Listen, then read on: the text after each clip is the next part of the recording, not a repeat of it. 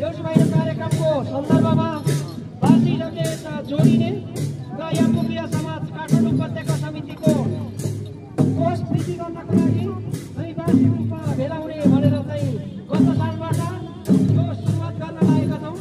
यो अझै हाम्रो अपुरो छ, यो अझै हाम्रो पर्फेक्ट छैन।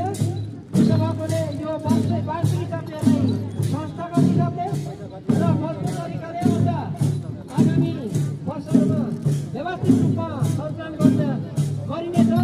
अझै उपस्थित भएका दाजुभाइलाई पनि हामीले समावेश गर्ने समर्पण गर्नेछौँ।